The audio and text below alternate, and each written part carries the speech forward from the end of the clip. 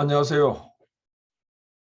경상대학교 01건입니다. 오늘 제가 여러분들을 만나 뵙고 발표 말씀을 드릴 내용은 우량한우 계량에 의한 수정란 이식 활용에 대해서 제가 말씀을 드리고자 합니다. 저희 소속이 경상국립대학으로 이름이 바뀌었습니다. 저희 경상대학교와 그다음에 경남과학기술대학이 통합이 되면서 교명이 이렇게 바뀌었고요. 그다음 저희 학교 기업이 인가스트에서 실험실 벤처 기업으로 전환이 되면서 이렇게 더킹콩이라는 회사에서 수연한 이식 사업을 주로 하고 있습니다. 자, 그래서 오늘 제가 주로 말씀을 드리고자 하는 것은 계량을 위해 가지고 우리가 수연한 이식 기술을 활용을 하는데 그에 관련되어 있는 여러 가지 이 문제점은 뭐고 앞으로 개선해야 될 부분은 뭔가에 대해서 여러분과 같이 논의를 한번 해보고자 합니다. 우리가 우량한우 계량을 시키기 위해서 가장 효율적이고 적용 가능한 기술은 현재의 수준에서는 뭔가? 제 생각에는 수준한 이식 기술이 아닌가. 그래서 그 중에서도 OPU 유래 수준한 이식 기술을 적용하는 것이 가장 효율적인 것 같다라는 생각을 가지고 있습니다. 그러나 OPU 수준한 이식에서의 그러면 이거는 전혀 문제가 없는 기술이냐? 이것도 문제점이 있는 부분이 분명히 존재하고 있습니다. 그래서 이런 부분을 제가 오늘 좀 언급하고 싶고요. 그러나 OPU 유래 수준한 생산 기술을 활용하면서 얻을 수 있는 여러 가지 장점은 이런 게 있습니다. 대량 생산이 가능하다는 이야기고요. 그래서 그러나 이게 여하튼 OPU 수정란은 체외 수정란이기 때문에 동결란을 만드는 데는 여러 가지 한계가 분명히 있음이 사실입니다. 그래서 이걸 어떻게 극복해낼 것인가가 굉장히 중요한 요인으로 지금 되어 있고요. 그래서 지금 대부분 신선란 위주로 이식을 하고 있고 저희 랩에서 저온란을 생산 공급하고는 있습니다. 그다음에 동결란을 가지고 일부 시도를 지금 하고 있습니다.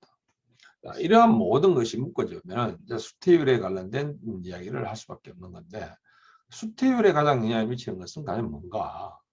그래서 수연란의 퀄리티가 단가 또는 시술자의 시술 능력이 단가 또는 농가의 대리모 관리가 어떤가 이런 이야기죠. 그래서 이런 큰 꼭지의 것의 제가 생각에는 대리모의 관리 상태가 최고로 중요한 요인이다 이렇게 판단을 하고 있습니다. 그 다음에 중요한 거는 친자 완전 일치 검증에 의해 가지고 송아지 등록이 되어야 됨에도 불구하고 지금 이게 이루어지지 않고 있는 것이 사실입니다.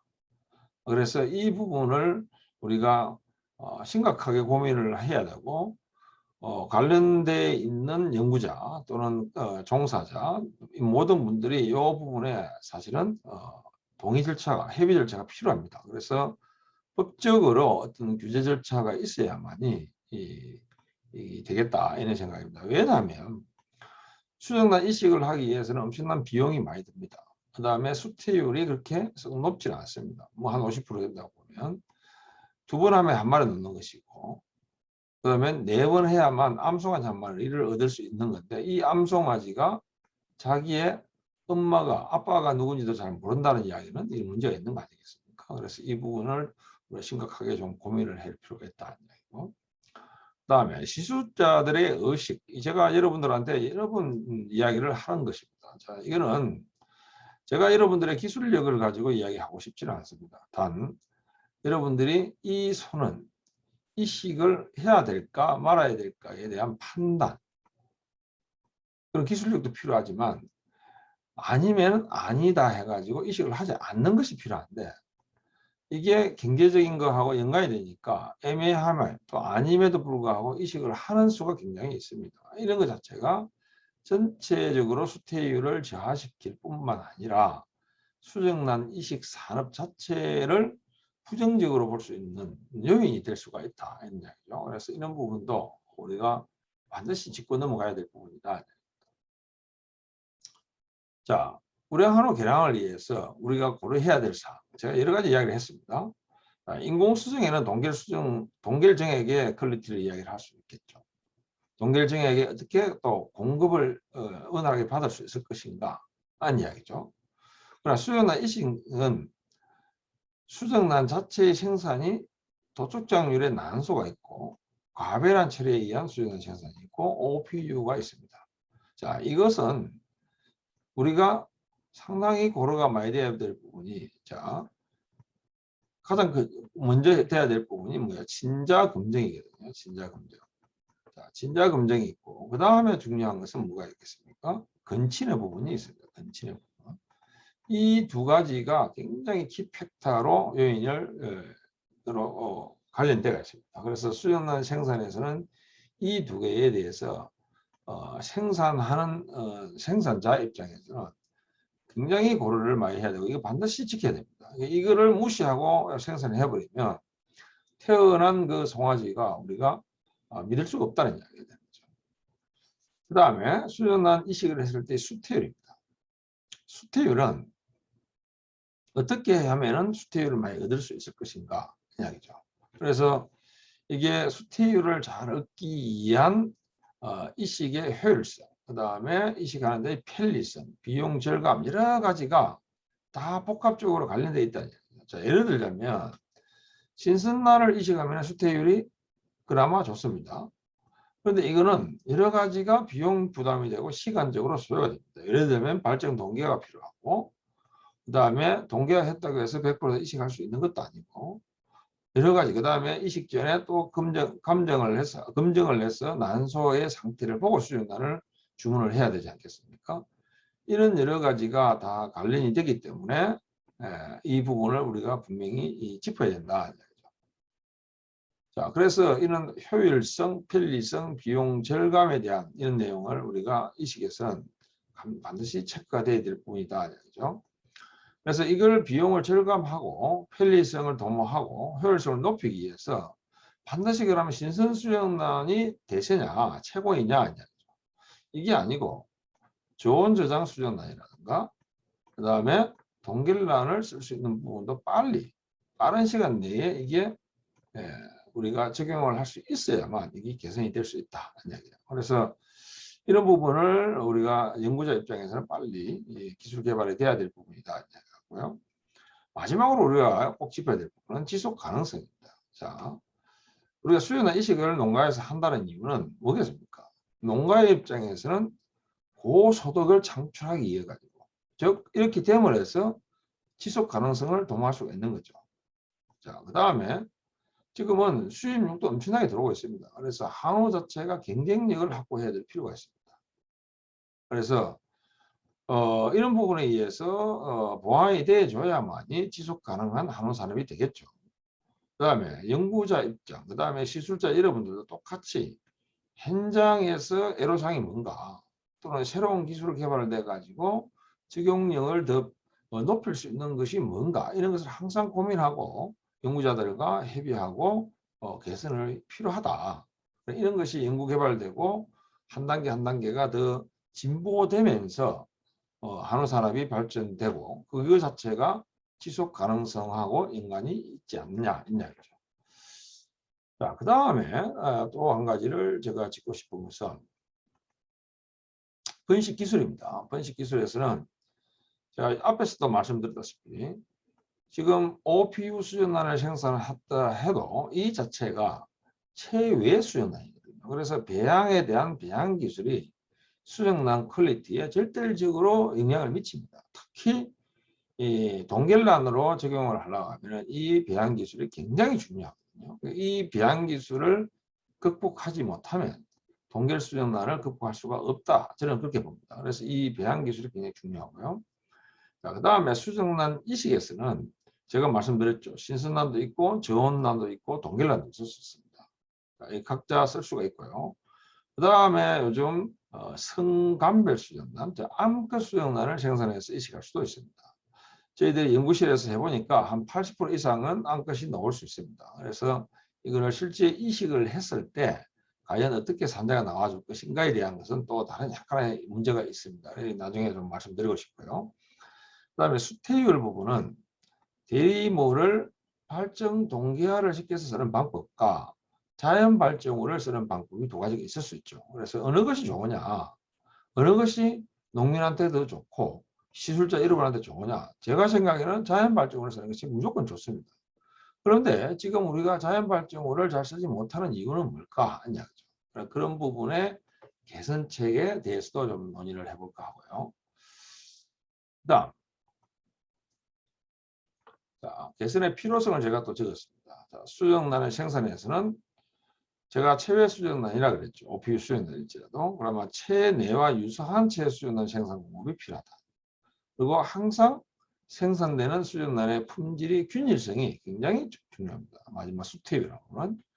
그다음에 수정란 이식 측면에서는 시술자와 사용농가 측면을 우리가 다 고려해 볼 수가 있겠죠. 아까 제가 말씀을 드렸고, 제도 개선 쪽에는 진자 완전 일치 검증에 의해서 등록을 의무화시키는 법적인 제도적인 개선이 필요하다. 특히 수정란 이식에 유래된 송아지는 더 그렇습니다. 왜냐하면 엄청난 비용이 듭니다. 자, 암송아지 한 마리를 얻으려고 그러면 자, 지금 적어도 4도 정도는 이식을 해야만 됩니다. 자, 수태율이 50% 정도 된다 그러면 2마리 얻을 것이고 2마리 중에 암놈, 순놈이 태어날 수 있지 않겠습니까? 그럼 그 암놈 한 마리 얻으려면 4마리 정도를 이식을 해야 되는데 이 해가지고 태어난 송아지가 진짜 검증이 정확하지 않다고 하면 심각한 문제가 되겠죠. 그 다음에 종모의 정액 생산 및 공급입니다. 지금 전국적으로 이 부분이 굉장히 심각한 문제가 되죠. 뭐 수정란 생산뿐이 아니고 인공수정을 하는데도 문제가 됩니다. 그래서 어떻게 이거를 정액 생산을 제대로 하고 공급을 해서 효율을 높여줄 수 있을 것인가에 대한 이야기죠. 그래서 이런 부분도 제가 좀 짚고 싶습니다.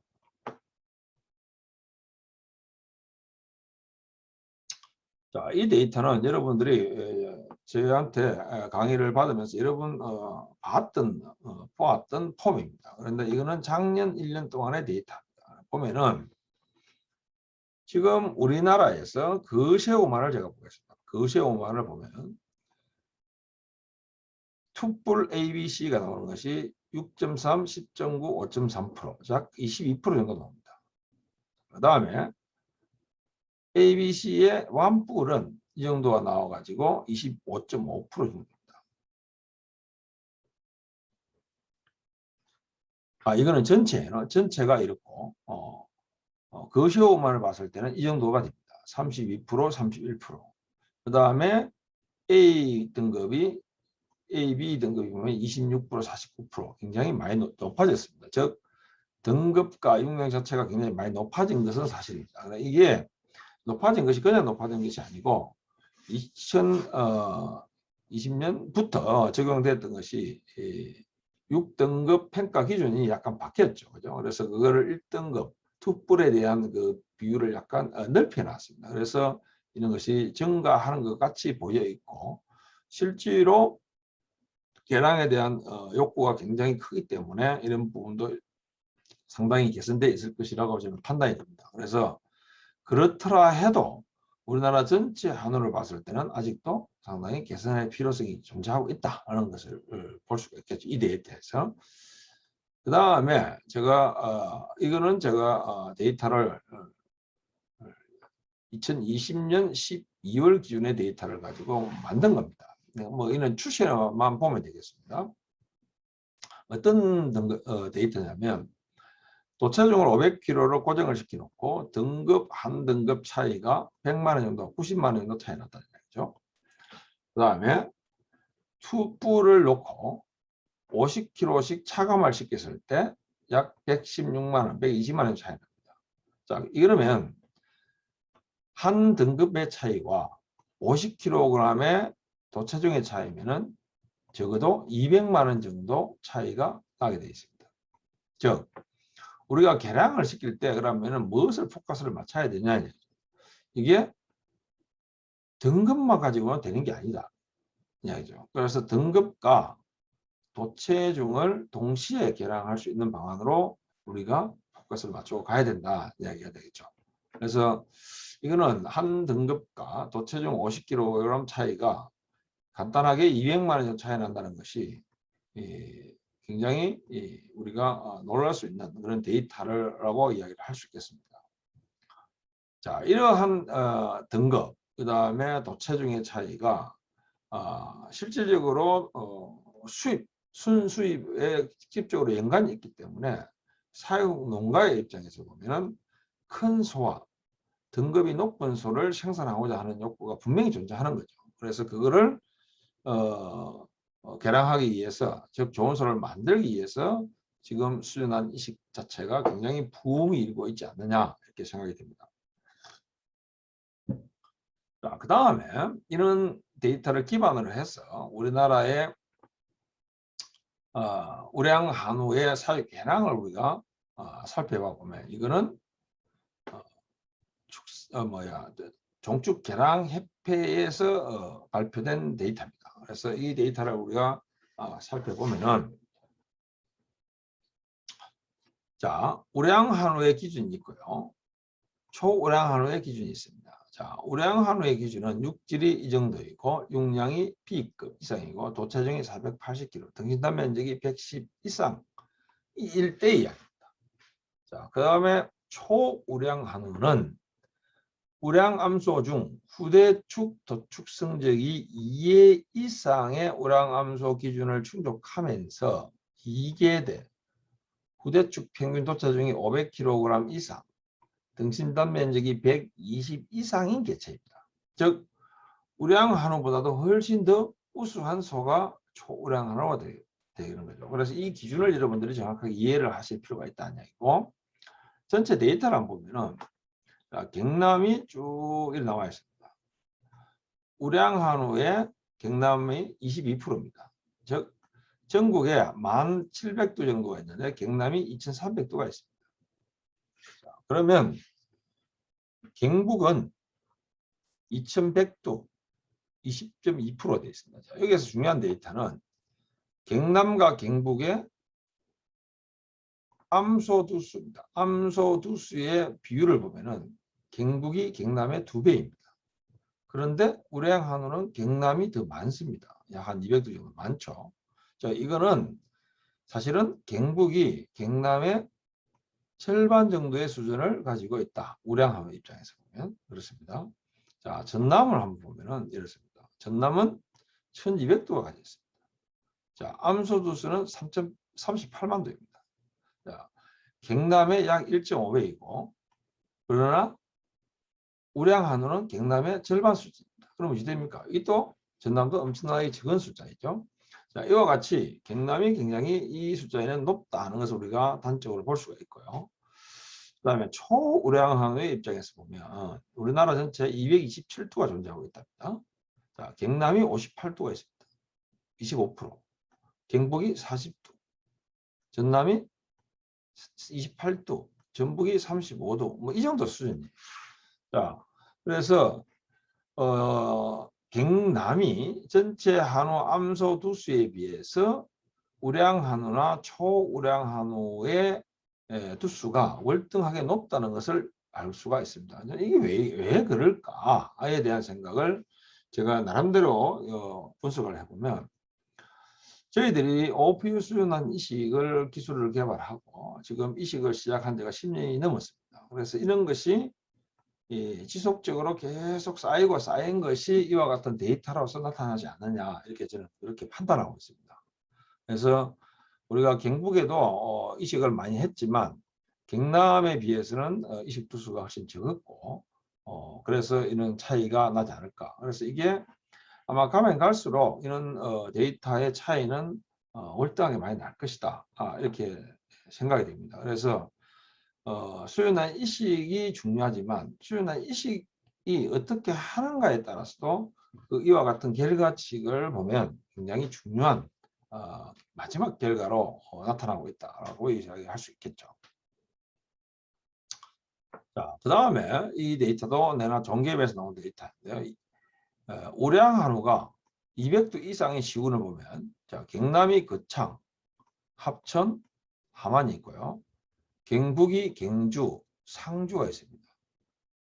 자, 전남이 고흥, 영암이 있고, 그거는 정읍이 전북에 하나 있고 울주군은 따로 있습니다. 자, 이와 같이 상당히 이와 같이 200도 이상이 되는 이런 시군을 보면 9개 시군이 이렇게 좀 분포가 이렇게 쭉 되어 있습니다. 그래서 경남북이 상당히 많은 숫자가 있다. 이렇게 쉽게 알 수가 있겠죠. 이 데이터에서 보면. 그 다음에 초우량 한우를 보면 자, 경남이 68도를 갖고 있습니다. 가장 많죠. 그 다음에 경북이고 그 다음에 전북이고 그 다음에 전남이고 이렇습니다. 자, 여기서 시군을 보면 거창군이 20도가로서 시군을 가장 많습니다. 그 다음에 거창군과 정읍시 이 두 군데 가장 많습니다. 정읍시가 24도 가장 많고요. 그 다음에 10도 레벨에서 보면은 경북의 상주시, 그 다음에 전남의 영암군 이와 같은 정도로 우리가 확인해 볼 수가 있겠습니다. 그래서 이에서 보이는 이런 시군은 굉장히 이 계량 그 효율이 계량에 대한 숫자 이런 데이터가 굉장히 높게 나오는 거죠. 즉 계량을 꾸준하게 열심히 잘 해왔다는 것을 이런 데이터로서 우리가 확인을 해볼 수가 있을 것 같습니다. 자, 이것은 지난 합천 축협에서 초우량 한우, 슈퍼 한우를 생산하는 건데 뉴스 나온 거예요. 같이 한번 보시죠. 400kg이라는 국내 최고 몸무게를 기록한 슈퍼 한우가 탄생했습니다. 슈퍼 한우는 보통 40개월 이상 기른 소를 대상으로 붙여주는 명칭인데 이 한우는 키운 지 35개월, 사육기간도 5달 단축하는 신기록을 세웠습니다. 배수영 기자입니다. 황후 장군으로 불리우는 소가 거대한 몸집을 뽐내며 사료를 먹고 있습니다. 몸무게가 1,400kg, 국내에서 가장 덩치가 크고 몸무게가 많이 나갑니다. 태어난 지 35개월, 지난해 6월 무게 1,316kg을 기록한 경북 영주의 슈퍼 한우보다 80kg이 더 무겁습니다. 한우로는 국내 최고 기록입니다. 비결은 뭘까? 축협과 경상국립대학교가 10년 이상 우수 유전자를 발굴해 키운 덕분입니다. 우수 유전자 발굴과 또 계량을 통해서 우수한 사료를 개발해서 이 한우가 탄생하게 되었습니다. 태어난 지 18개월 된 황후 장군의 동생인 숫송아지도 몸무게가 800kg으로 또래 한우보다 300kg 더 몸집이 큽니다. 다 자란 31개월 된 일반 한우의 몸무게 750kg보다 50kg이 더 나가는 겁니다. 같은 기간 동일한 사료를 먹더라도 성장률이 좋아 축산 농가의 경쟁력이 높아질 것으로 기대됩니다. 이와 같은 유전력의 계량이 궁극적으로 이렇게 큰 소를 만들 수 있다, 이렇게 생각되고 있습니다. 한우 품종을 개량하는 데 걸리는 시간은 보통 20년. 우수한 유전 형질의 한우를 수정란 이식으로 하는 품종 개량은 바로 적용이 가능한 장점이 있습니다. 합천축협은 4만 마리의 한우를 기르는 합천 지역의 이점을 살려 우수 한우 유전자를 다량 보급할 계획입니다. KBS 뉴스 배수영입니다. 자, 여러분 여기서 제가 좀 설명을 드려야 될 것은 이 소, 이 황후장모이라 하는 이 소는 이게 수연의 이식으로 태어난 소가 아닙니다. 이 부모, 엄마가 이 위에 있는 엄마가 수정란 이식으로 태어난 소입니다. 자, 이와 같은 수정란 이식으로 태어난 엄마의 그 행매, 이 소의 이모쯤 되는 이 소가 지금 합천군에 여러 마리가 존재하고 있습니다. 자, 제가 조금 전에도 사진에도 봤지만 그 중에 또 한 마리가 18개월령 된 것이 뭐 800개 되는 것도 이 소와 보면은 어찌 보면은 사촌간입니다. 사촌간. 그렇죠. 이모니까, 이모의 아들이니까. 자, 이와 같이 이와 같은 어미들은 자체가 수정란 이식으로 해서 태어난 소들입니다. 이게 수정란 이식에 태어난 것이고, 요거는 이 수정란 이식으로 태어난 암놈을 가지고 권장행 정액을 가지고 인공 수정으로 해서 태어난 소입니다. 이게. 그래서 제가 여기서 말씀드리고 싶은 것은 이거예요. 우리가 지금 이런 그대소, 뭐 또 슈퍼한우라고 뭐 이름을 이야기했지만 이와 같은 소들을 만드는 방법은 우량 한우를 가지고 수정란 이식을 해서 그 암놈이 태어나면 그 놈을 키워 올려서 거기에다가 우리가 뭐 정액을 좋은 정액을 구할 수 있으면 좋지만 그럴 수 있는 것이 한계가 있지 않습니까? 분명히. 그러면 이와 같은 5,000원짜리 근장형 정액을 가지고 수정을 시켜도 이와 같은 슈퍼 한우를 만들어낼 수가 있더라. 즉 육량과 육질과 이런 거의 영역의 발현은 수컷도 영향이 있지만 암컷이 즉 어미의 유전 능력이 더 훨씬 큰 영향을 미치는 거 아닌가 이야기예요. 그럼 왜 그럴까 이야기예요. 아직은 제가 이거를 분석을 해보지를 못해서 정확하게 말씀을 못 드리겠습니다. 제 짐작으로는 이게 이 슈퍼 한우는 이 어미와 이 아비에 통해서 유전자의 반반 섞이 있겠죠. 이 아비는 건장형 정액이니까 뭐 아주 좋은 정액이 아니란 말이죠. 그럼에도 불구하고 어미의 이 유전 능력을 많이 받아서 아주 크고 우량한 소를 만들어낼 수 있다. 왜냐하면 이 암놈에서 내려오는 것은 미토콘드리아 mtDNA라는 게 있습니다. mtDNA. 그래서 미토콘드리아 DNA가 우리 지금까지 이런 연구된 바가 거의 없습니다. 전 세계적으로. 이런 데에 영향이 상당히 미치지 않느냐. 왜? 이 유전자가 암컷이 똑같이 내려왔는데 반반 내려왔다 보면 이 암컷에서 영향을 많이 받는다는 것은 mtDNA밖에 없거든요. 다른 유전자는 똑같으니까. 그래서 이거는 아직은 정확한 답을 갖고 있는 것이 아니고 저희 짐작으로서 이렇게 제가 설명을 한번 드려보고자 합니다. 자, 그렇게 해서 태어난 소가 이 소고 이것이 실제 경매는 2,400만 원에 낙찰이 되었습니다. 2,400만 원에 되었고요.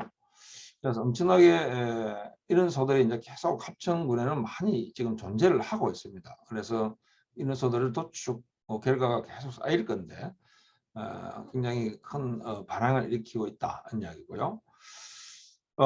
그래서 이거를 도축한 데이터를 제가 한번 보여드리겠습니다. 보면은 이게 등지방이 한 10밖에 안 됐어요. 저희들은 이 굉장히 등지방이 두꺼울 줄 알았거든요. 그렇게 두껍지 않았다, 얇았다는 얘기고, 등심 단면적이 126이었습니다. 뭐 작은 것도 아니고 근치에 비해서 큰 것도 아닌데 이 정도면은 뭐 충분하다는 생각들고, 도체 중량이 801kg 나왔습니다. 일반 소들이 한 450kg 정도 나온다고 보면 약 2배 가까이 도체중이 나오는 거죠. 자, 그 다음에 근내 지방이 9등급을 받아가지고 특불을 받았습니다. 그러니까 전체적으로 육량이 B를 받아가지고 B1 특불을 받게 되었습니다. 그렇게 해서 이게 2,400만 원에 낙찰이 되었다. 그죠?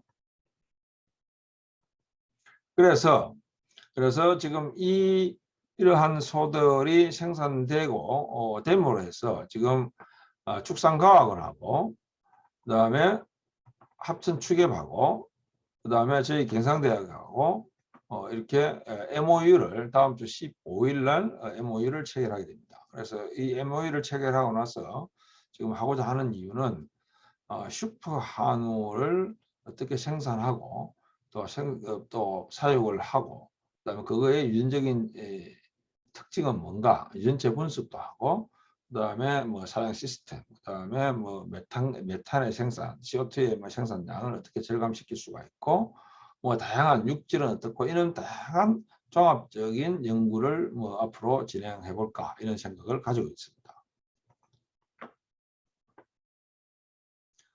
자, 계량기에서 이제 기술 개발은 뭐 여러분 잘 아시다시피 인공수정, 재배수정, 수정 이렇게 지금 개발돼 왔지 않습니까? 자, 앞으로 개발돼야 될 것이 뭐겠냐를 이제 제가 생각을 해보면 성감별된 수정란 생산, 즉 농민이 원하는 수정란을 우리가 생산할 수 있을까? 그래서 즉 암컷 수정란을 우리가 생산해 볼 수 있을까? 이야기예요. 이거는 저희들이 랩에서 전개가 됐고요. 동결 수정란을 이식을 하면 동결 정액을 가지고 인공 수정하듯이 수정란 이식할 수 있지 않을까? 하는 이야기죠. 그래서 이거를 그러면 제가 서두에도 말씀드렸다시피 동결 수정란에 영향을 미치는 가장 키 팩터는 이는 체외 수정란이거든요.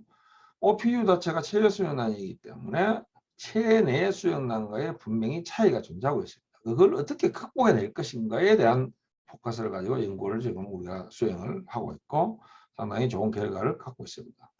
그다음 임신율 개선은 어떻게 시킬 것인가? 이건 참 어렵습니다. 왜냐하면 임신율에 영향을 미치는 요인이 이 수정란, 그 다음에 시술자의 시술 능력, 그 다음에 농가의 대리모 관리 이렇게 보면 거의 대부분이 농가의 대리모 관리가 중요한 팩터 같아요.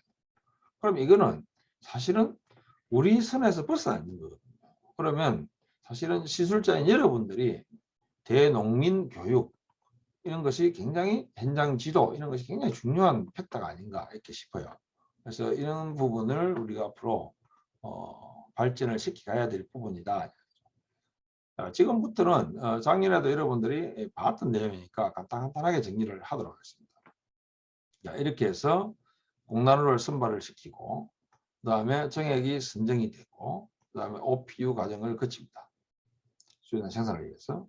여기에서 수정 과정에서 우리가 암끝 정자만을 분리를 해서 수정을 시켜주면 암끝 수정란을 생산해낼 수가 있다. 그래서 제가 말씀드렸다시피 한 80% 정도 이상 우리가 만들어낼 수가 있을 것 같다. 자, 이와 같이 실제 만드는 걸 가지고 올해 경주시에다가 우리가 경주에다가 수연한 이식을 한 500대 이상을 지금 해놨습니다. 그래서 내년 봄 되면은 이 숫자가 어느 정도가 돼 가지고 실제 새끼가 임신이 되고 후마이 되고 태어난 송아지 중에서 실제 암송아지가 어느 정도 태어날지 저희들이 분석을 좀 해볼 필요가 있겠습니다. 그 다음에 공나노 대리모 동결정액 선발 기준은 제가 누차 이야기를 많이 했기 때문에 뭐 크게 많이 짚지 않겠습니다. 중요한 거는 대리모의 선발 기준만 제가 한 번 더 말씀드리면 대리모의 선발은 제가 보기에는 BCS 관리가 굉장히 중요한 것 같아요. BCS 관리. 즉 절대 비만하게 비만된 소를 쓰면 안 된다는 얘기죠. 그 다음에 비만된 소가 제외돼야 되고 그 다음에 한우일 경우에는 경산호를 선발해야 됩니다.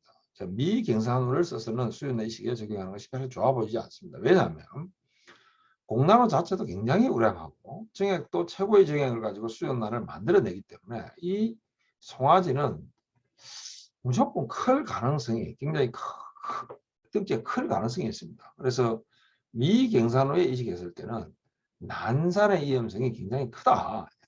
그래서 그런 부분 때문에 제가 무조건 경산호를 쓰시오. 한우에는 이렇게 이야기를 합니다.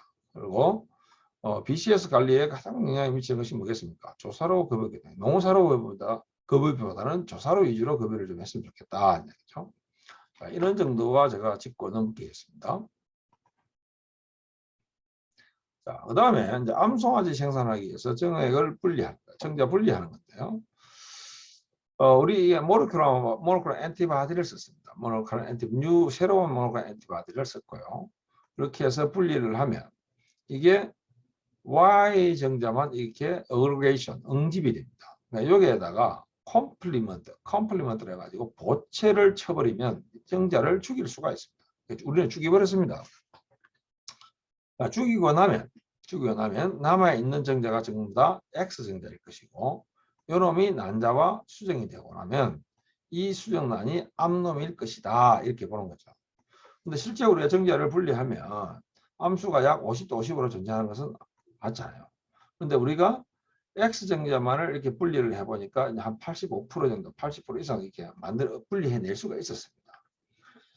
이걸 가지고 이제 우리가 수정란을 만들었고, 그러면 여러분들이 이제 저한테 이거를 좀 더 높이 가지고 뭐 95%, 100%를 분리를 하지 왜 85% 정도만 분리를 했냐 이렇게 이야기를 할 수 있죠. 그러나 이 기술적으로 좀 더 들어가 보면 우리가 95%, 100%까지 뭐 100%는 몰라도 95% 이상도 분리해낼 수가 있을 겁니다. 만약에 그렇게 분리를 하기 위해서 우리가 정자를 처리를 하면 분리된 X 정자의 바이빌리티라고 하죠. 생존율, 활력도 자체가 떨어져 버려요. 훅 떨어져 버려요. 그래서 훅 떨어져 버리니까 그 떨어진 정자를 가지고 X 정자를 가지고 우리가 수정란을 만들어 본들 수정란 자체가 생산이 잘 안 됩니다. 그래서 우리가 적정한 수준을 찾은 것이 이 정도의 수준을 해서 우리가 방법을 결정을 하게 되었다 이런 이야기입니다. 그래서 지금 저희들은 실제 새끼를 넣으면 한 80% 정도 이상 나오지 않을까 이렇게 이제 기대를 하고 있는 것이죠. 그래서 우리가 이렇게 만든 수준란을 가지고 PCR을 해가 보니까 한 83% 정도 나왔습니다. 그래서 이거를 앞으로 이제 이식한 것이 어떻게 나올지는 같이 지켜보면 될 것 같습니다. 그런데 이제 중요한 것이 있습니다. 우리가 이제 실제 실험실에서 수정란을 만들어 봐 보면 이 데이터입니다. 자, 블라스토시스트가 데이 7일자에도 만들어지고 데이 8일자에도 만들어집니다. 자, 데이 7일자에 만들어진 것을 PCR을 분석해 보니까 72%가 순놈이에요. 27%만 암놈이에요. 자, 그 다음에 데이 8일자 걸 분석해 보니까 31%만 순놈이고 이게 68%가 암놈이에요. 즉 데이 7일자에는 72%가 순놈이라는 이야기고 데이 8일자에는 68%, 약 70%가 암놈이더라. 즉 순놈의 수정란이 빨리 자라고 암놈의 수정란이 늦게 슬로우 천천히 자라더라. 그래서 우리의 지금 발정 수정란 이식을 하기 위해서 발정 동결을 시키면 전부 다 데이 7일자에 이거를 맞춰놓고 있거든요. 자, 데이 7일자에 수정란을 맞춰가지고 데이 7일자의 수정란을 이식을 하다 보니까 어떤 거를 많이 하게 됩니까? 이걸 많이 하게 됩니다. 순놈의 수정란 이식을 많이 하게 됩니다. 그러면 데이 8일자의 거는 그럼 어떻습니까? 그 데이 8일자 걸 많이 하면 암놈이 많이 그냥 해도 많이 나올 가능성이 충분히 있다 이렇게 보는 거예요. 그러나 실제 수정란을 생산하는 입장에서 보면 데이 7일자의 수정란을 셀렉션할 때, 선발할 때 어째요? 빨리 자라가지고 퀄리티가 익스펜션 돼가지고 좋은 것을 우선적으로 골라서 이식할 수밖에 없는 거예요. 그러다 보니까 어째 순놈이 많을 수밖에 없다. 그래서 제가 자연적으로 이렇게 해도 암놈을 많이 생산할 수 있는 것은 8일자의 수정란을 많이 쓰는 것이 효과적이지 않을까 이런 개인적인 생각이고요. 그 다음에 이때 또 다른 데이터는 우리가 이제 X정자, Y정자를 가지고 수정란을 만들어 봐 보니까 여기 보세요. Y정자로 가지고 수정란을 만들어 보니까 데이 7일자에 expanded blastocyst 간 것이 57%예요. 근데 X정자로 한 거는 expanded 한 거는 25%밖에 안 돼요. 전부 다 early stage의 수정란이 50% 정도가 있더라. 그렇죠? 그래서 이 말은 X, Y 정자를 가지고 만들어도 Y 정자를 만드는 것 자체가 7일자에 57% 정도가 expanded가 있고 X 정자를 만드는 것은 전부 다 early 상태가 52%라 있더라. 천천히 다닌다는 이야기죠. 이것도 똑같더라. 이야기예요. 그래서 이게 대한 답은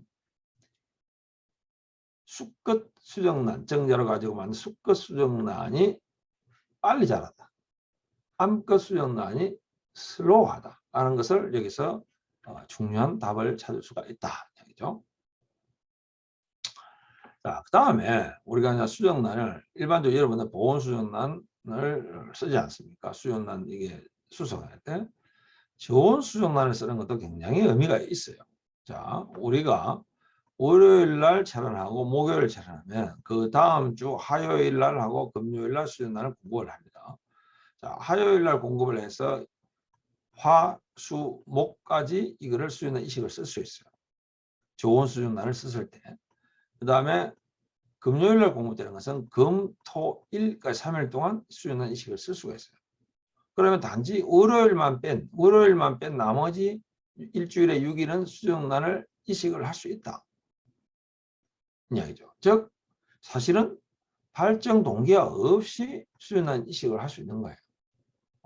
그래서 이 좋은 수정란을 우리가 생산하는 기술을 우리가 정립이 돼 있기 때문에 발전 동기가 없이 쓸 수 있는 거는 요걸 당장 쓰는 것은 굉장히 효과적일 것이다. 그 다음에 동결 수정란의 이야기는 이거는 제가 할 이야기가 굉장히 많습니다.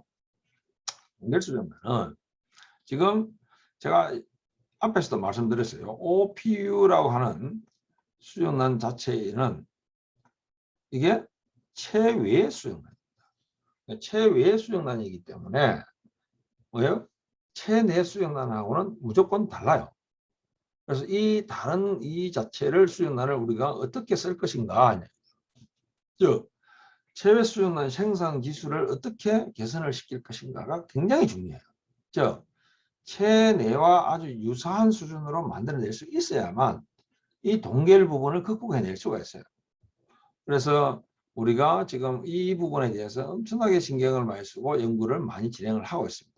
그래서 그 중에 일부를 지금 경주의 이광재 수장님을 통해서 한 90두 정도 가까이 이식을 해 두었습니다. 그래서 그 결과를 제가 받아보고자 하는 것이고요. 굉장히 기대를 많이 하고 있습니다. 그래서 동결 수정란을 만들 때 우리가 샤프 미디어를 기본 미디어를 쓰는데 여기에다가 엑스좀이라고 하는 것을 첨가를 시켰을 때 이게 해칭 레이트, 생존율과 해칭 레이트가 굉장히 높아집니다. 그래서 해칭 레이트 자체가 한 85% 정도 나온다는 이야기는 굉장히 좋은 거거든요. 그래서 동결 융해를 해도 해칭이 된다는 이야기는 충분히 이식 가능하지 않느냐. 자, 여기서 제가 반드시 짚고 싶은 것이 하나 있어요.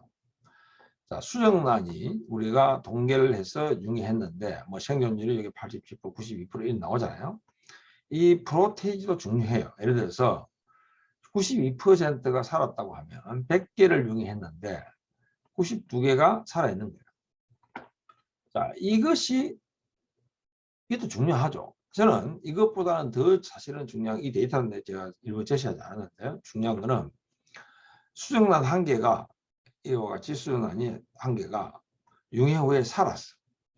살기는 살았는데 이게 할구 수가 약 한 150개에서 200개 정도 됩니다. 뭐 될 수도 있지만 이 중에서 그럼 200개의 할구 중에서 몇 개가 생존대가 있고 몇 개가 데미지 손상을 받았는가의 숫자가 더 중요한 거예요. 자, 이게 살아있는데 할구가 예를 들어서 2%가 데미지를 받았다. 그러면 4개가 받은 거예요. 그럼 4개의 할구가 데미지를 받았다. 5%가 데미지를 받았다. 그럼 10개의 할구가 데미지를 받은 것이고 그 다음에 뭐 8%가 받았다. 이 16개의 할구가 받은 거잖아요. 자, 이와 같이 4개의 할구가 데미지를 받은 거, 10개 받은 거, 16개 받았을지언정 요거는 살아있다라고 평가가 할 수가 있어요. 수정란을 보면. 그러나 살아는 있으되 이 수정란이 할구가 얼마나 몇 퍼센트 몇 개가 손상을 받았느냐는 굉장히 더 중요한 거예요. 자, 동결 융해 후에 살아있는 수정란이 할구가 전혀 데미지 없이 100% 퍼펙트하다는 것은 거의 없을 거예요.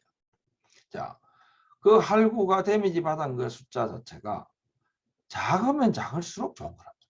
그렇죠? 뭐 한 2% 정도, 한 할구 4개 정도만 되면 이게 엄청 좋은 거죠.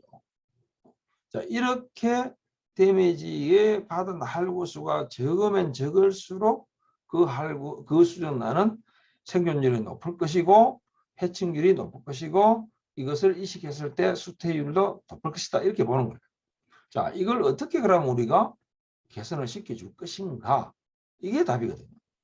이게 어려운 거예요. 이게 지금 전 세계에서 수정란을 만드는 뭐 실험실에 너 동계를 수정란 잘 만드나? 다 잘 만든다 그래요. 다 잘 만든다 그래요. 문제는 다 잘 만드는데 어째서 그 수정란을 이식했을 때 수태율이 보장되고 현재 실용화가 되고 있지 않는가예요. 그 부분이 더 중요한 거거든요. 다 잘한다고 하는데 그걸 하고 있는 데는 없는 거예요. 그 말은 실험실에서 되는데 현장에 나가면 수태가 안 된다는 이야기는 조금 전에 제가 이야기했던 살아있는 수정란의 생존율이 중요하죠. 그거 말고 수정란 하나하나의 할구의 손상 여부, 얼마나 할구가 적게 손상됐는가의 데이터가 더 중요하다. 그래서 이거를 어떻게 보완할 것인가에 대해 우리가 고민을 많이 하게 되었고, 이거를 해결하기 위해서 우리가 엑소좀을 우리가 추출을 해가지고 이 엑소좀을 배양에 같이 시켰을 때 이와 같은 세포막이 벌어지는 이것이 보완해 줄 수 있음을 해가지고, 이게 보완을 해줄 수 있음을 해가지고 멤브레인의 인티그레이트 정상성 유지를 굉장히 도움을 많이 줘서 동결하는 데 굉장히 도움이 되더라. 수연한 퀄리티도 굉장히 높아지지만 이 높아진 것 자체에 의해서 동결 수정란을 만들었을 때도 굉장히 효과가 좋더라는 이야기예요. 그래서 저희들은 이와 같은 배양 시스템을 새롭게 개발해서 지금 동결 수정란을 생산을 하고 있다는 것을 말씀드리겠습니다. 자, 그 다음에 이는 발정 동기화. 뭐 여러분 저 잘 아시는 거 아니에요? 자, 한 가지만 짚으면 주사를 주실 때 예언부 요 부위에 주사를 주시라. 왜 여기에 줘야 되는가에 대한 설명을 드리면, 사실은 요 주는 것 자체가 PGF2알파거든요. 발정 동기화 시키는 것이. 자, 이게 PGF2알파라고 하는 것은 자궁에서 만들어집니다. 자궁에서 생산이 되고, 이 자궁에서 생산된 것이 난소로 역류를 해 들어가 가지고 난소에 존재하는 황체를 직접적으로 타겟팅을 해서 대응을 시켜버립니다. 자, 그러면 이 PGF2알파가 자궁에서 만들어지기 때문에 가장 좋은 방법은 이 주사약을 자궁에다 바로 주사를 주면 더 좋죠. 근데 그 주기에는 기술적으로 한계가 있고 수의사분들이 하셔야 될 일이니까 안 되는 거죠. 자, 이게 예언부요, 함몰부역에 주사를 주는 이유는 이게 혈관이 이렇게 자궁으로 이렇게 돌아 들어갑니다. 그래서 자궁으로 돌아 들어가는 요 부위에 주사를 주문해 가지고 이 주사약이 이 루트를 타고 자궁에 다이렉트로 들어가서 이 자궁에 들어간 것이 난소로 갈 수 있게끔 하는 거예요. 왜 그러냐? 왜 그러냐? PGF2알파라는 것은 이게 정상적인 순환기 계통을 돌아버리면 정맥을 타고 심장을 가서 허파를 돌아서 다시 심장에 와서 다시 동맥을 타고 쫙 퍼져야 됩니다. 자, 허파를 통과하면서 산소를 만나면 PGF2알파가 거의 다 깨져요. 한 95% 깨진다 그래요. 그럼 나머지 5%예요.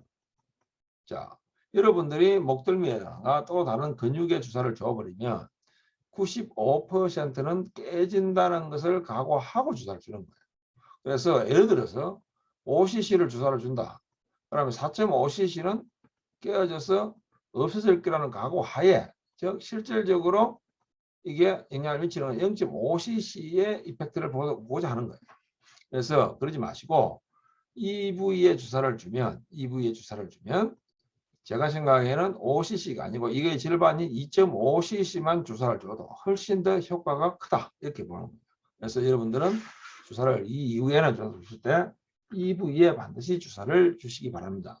더 좋은 방법은 오른쪽 왼쪽 자궁을 봐가지고 황체가 존재하는 부위에 주는 것이 더 좋겠죠. 그죠? 그 다음에 이게 학생들 교육용에서는 난소의 체계에서 가져온 건데요. 자, 이게 한 3, 4일 됐을 때 출혈체, 헤몰라지컴이라는 출혈체가 보이는 황체이고요. 자, 한 6, 7일 되면 이 정도의 사이즈가 됩니다. 자, 이게서 기능 항체가 되는 항체 굉장히 크고, 이는 디제너레이션 되어가는 항체를 보는 것이죠. 자, 우리가 관심 있는 부분은 이 부위죠.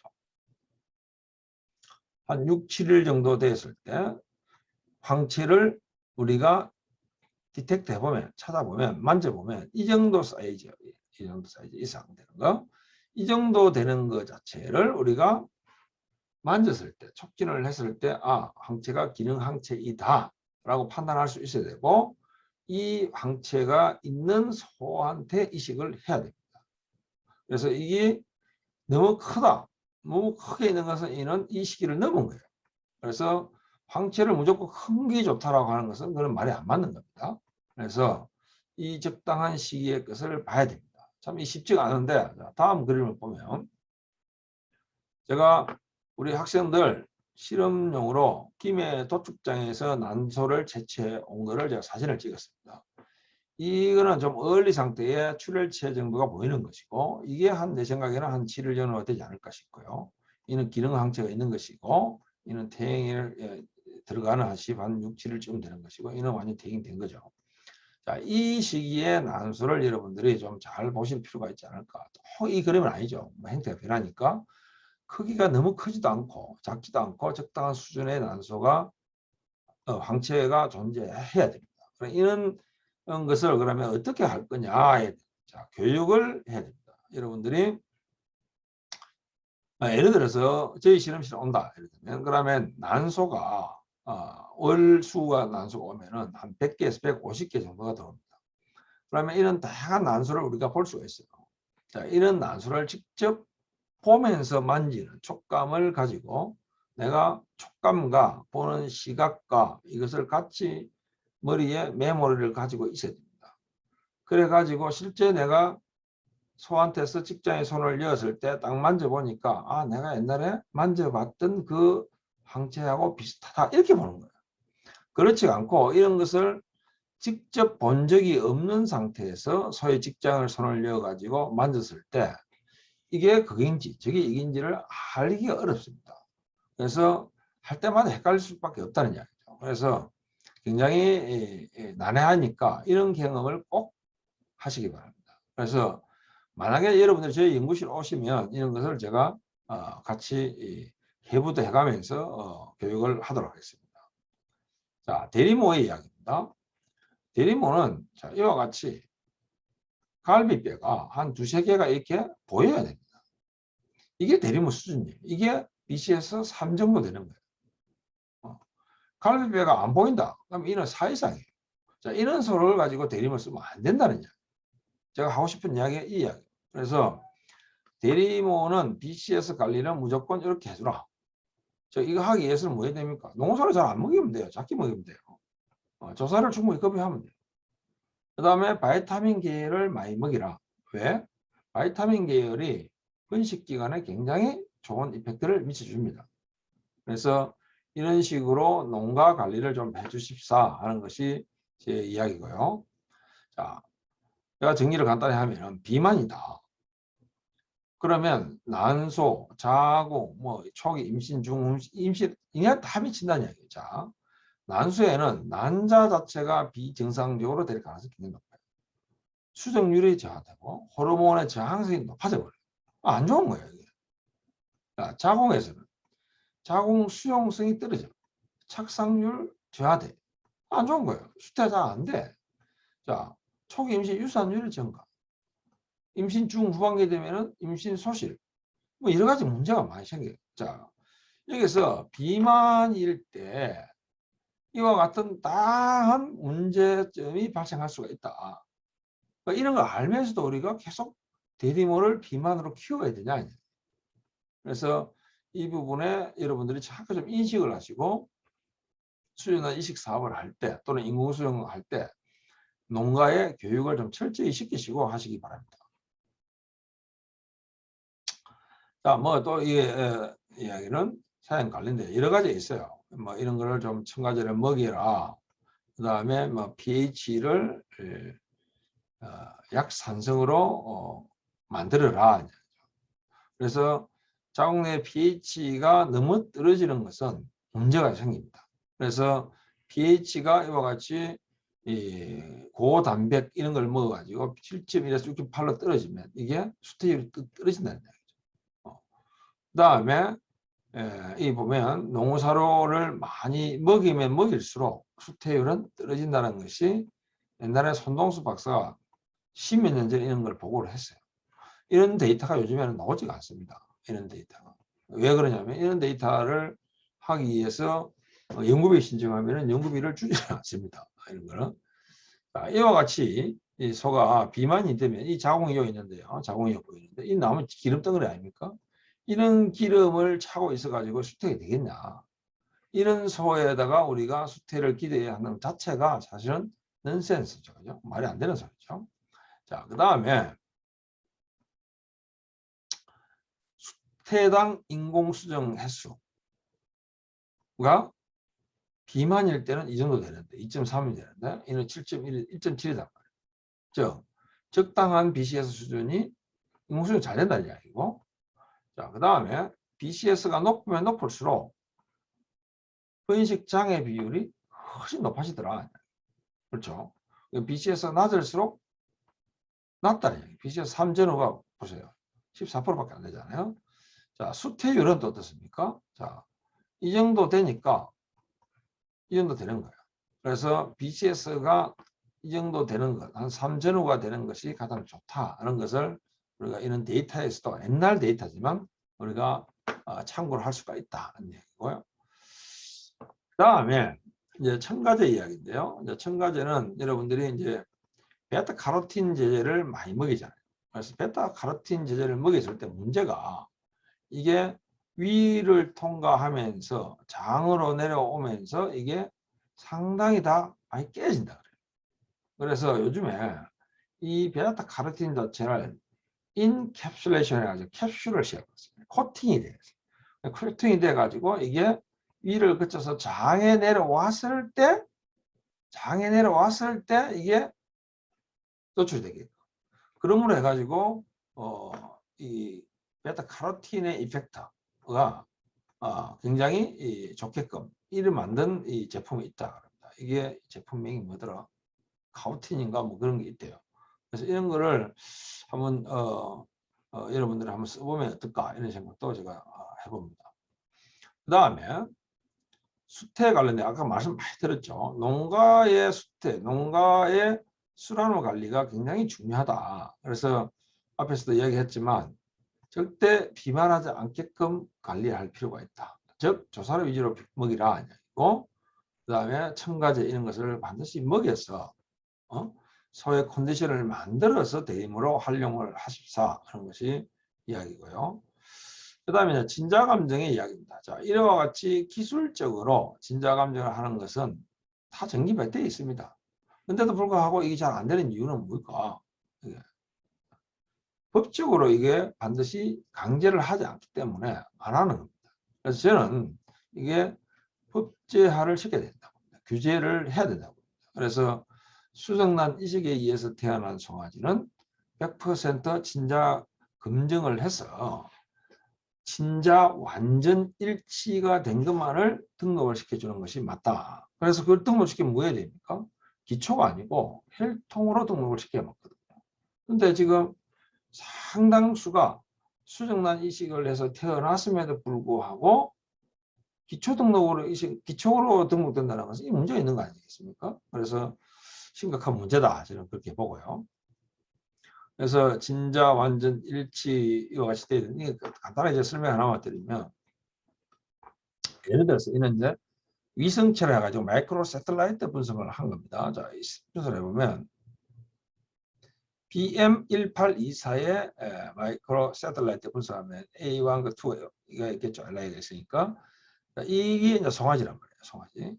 송아지의 유전체는 어미 아비로부터 한 개씩 받아야 맞아요. 자, 이 12는 어디서 옵니까? 아비에서 왔습니다. 그렇죠? 14는 어미에서 온 거예요. 그러니까 이는 완전 일치라 보는 거예요. 자, 예를 들어서 모불일치를 한번 보면 요 개체의 것을 보면 이게 이제 새끼고, 자, 이게 이제 어미잖아요. 자, 그런데 이거는 20은 어디서 왔습니까? 아비에서 왔어요. 아비에서.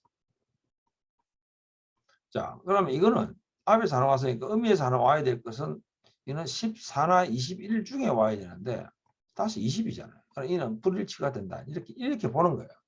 이렇게 분석을 해보니까 이게 엉터리가 될 가능성은 수십억 분의 1이라고 합니다. 즉, 엉터리 될 이유가 없다는 이야기죠. 샘플링만 정확하게 했다고 하면. 즉, 이것을 분석하는 기술이 부족하다가 아니다는 이야기예요. 그래서 이거를 완벽하게 좀 분석을 해서 진짜 완전 일치된 것만을 등록을 시키는 이런 법적인 제도가 필요하다.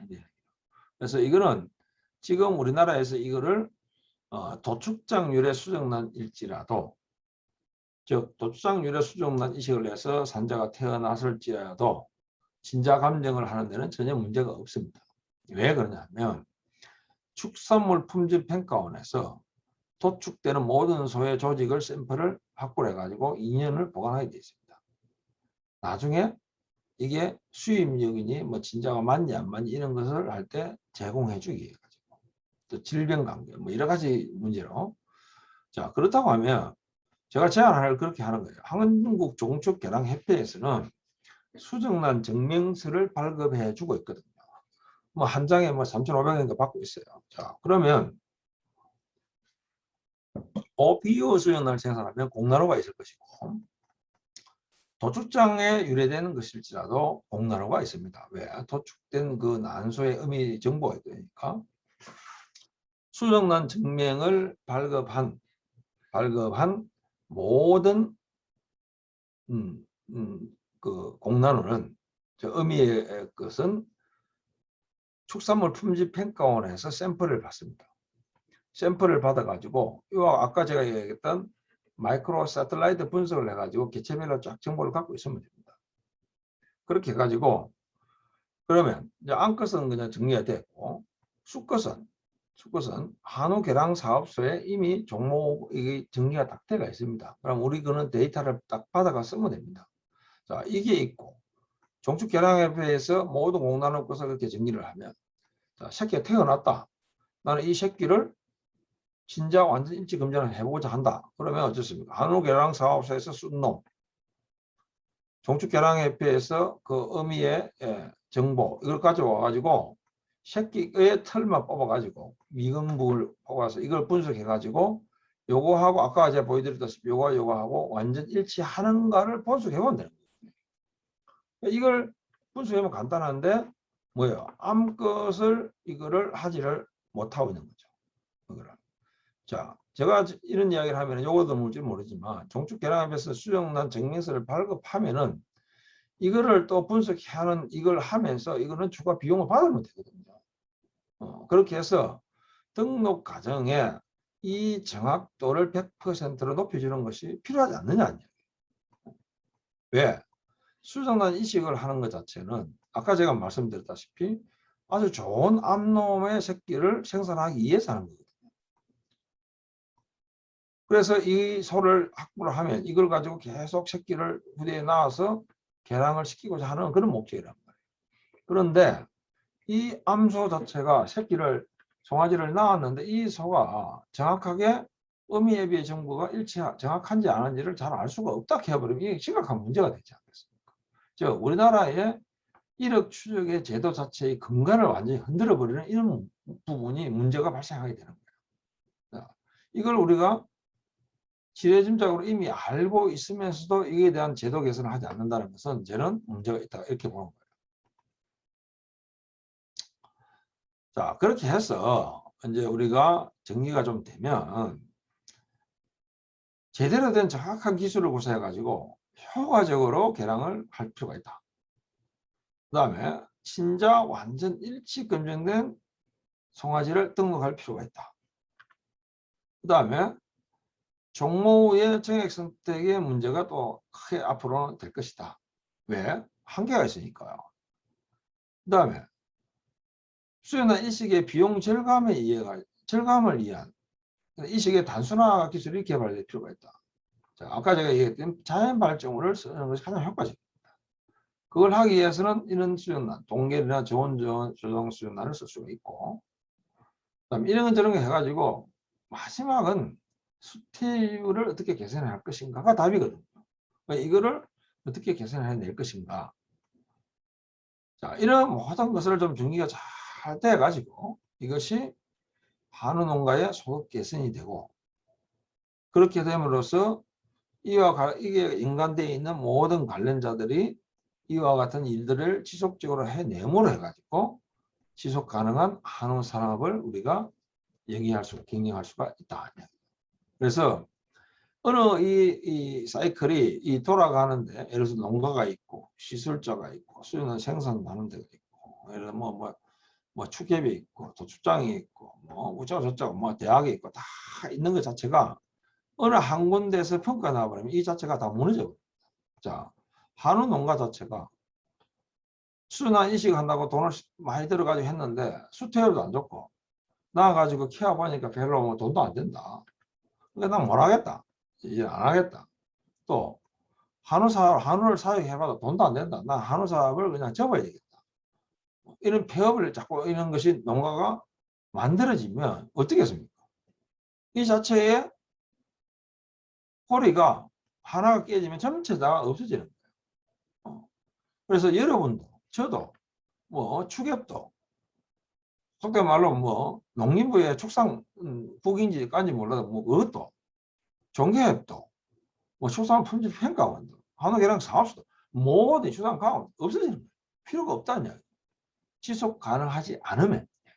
그래서 지속 가능하기 위해서 해야 될 것들이 뭔가 우리가 본인의 입장에서 각자의 입장에서 심각하게 고민할 필요가 있다. 그래서 그거를 개선을 하고 더 개선을 시켜서 이거를 효율화를 시키고 이거를 발전을 시켜서 한우 산업 자체가 지속 가능성을 가질 수 있게끔 하는데 다들이 일조할 필요가 있지 않느냐. 자, 제 이야기는 오늘 강의는 이것으로서 정리를 하겠습니다.